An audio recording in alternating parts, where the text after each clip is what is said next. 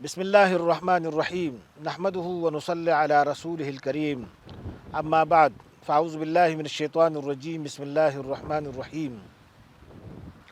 ہم گفتگو کریں گے اعتدال پسندی سیرت طیبہ کی روشنی میں۔ میرے پیارے بھائیو، اسلام اعتدال پسندی کا نام ہے۔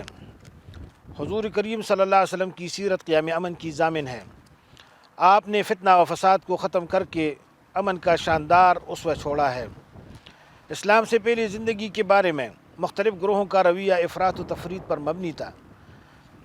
ایک گروہ نے مادی زندگی ہی کو سب کچھ سمجھ رکھا تھا، لہذا اس کی تمام سرگرمیاں اسی کے گرد گھومتی تھی۔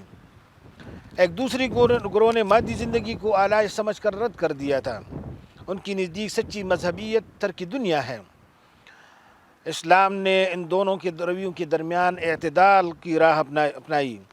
یہ اعتدال دنیا کی روحانی تعبیر ہے،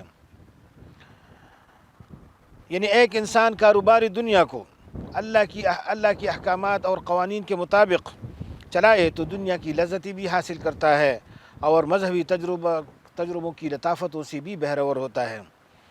اللہ تعالیٰ نے امت مسلمہ کو امت وسط قرار دیا ہے۔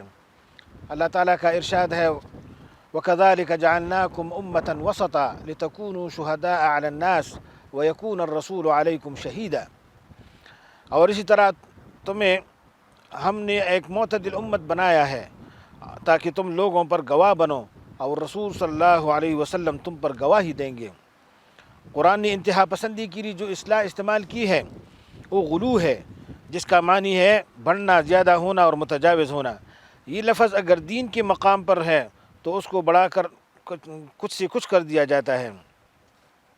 اس لیے اہل کتاب بھی جو ہے یعنی ان کی دین میں غلو تھا، تو اہل کتاب کو جو ہے حکم ہوا یا اہل الکتاب لا تغلو فی دینکم ولا تقولوا علی اللہ الا الحق۔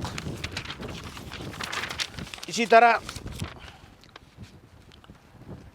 اسلام کی میں انتہا پسندی اور جبر و تشدد کی جو ممانعت قرار دی گئی ہے، اور جس طرح کی میں نے گزارش کی ہے کہ اعتدال اور میانہ روی کا اصول اخلاقی زندگی کی روح اور انسان کو صراط مستقیم پر قائم کر دیتا ہے۔ یہ اسلام کا اعجاز ہے کہ اس نے اعتدال اور میانہ روی کی ایسی راہ دکھائی اور وہ تعلیم دی جو افراط و تفریط سے بالکل خالی ہے۔ رسول کریم صلی اللہ علیہ وسلم نے تکمیل دین کے آخری مرحلہ خطبہ حجۃ الوداع میں ارشاد فرمایا، رسول اللہ صلی اللہ علیہ وسلم قال رسول اللہ صلی اللہ علیہ وسلم ایاکم والغلو فی الدین فانما اہلک من کان قبلکم لغلو فی الدین۔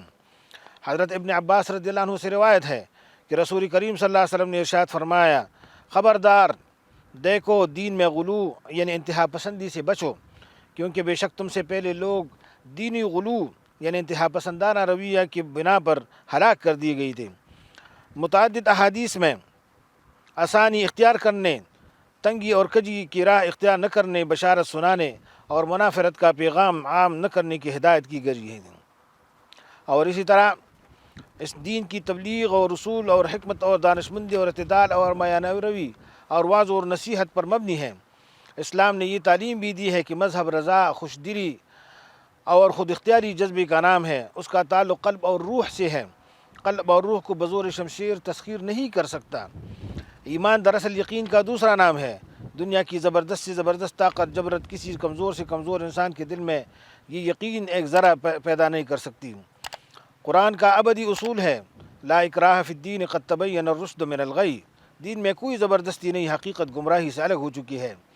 اسلام مذاہب کے معاملے میں بھی یہ اصول وضع کرتا ہے کہ لوگوں کو مذہب کی آزادی پر پوری اس کو مکمل آزادی حاصل ہے، عقل اور بصیرت والے چشم نور سے فیضیاب ہوں اور نافہم کجرو محروم رہیں گے۔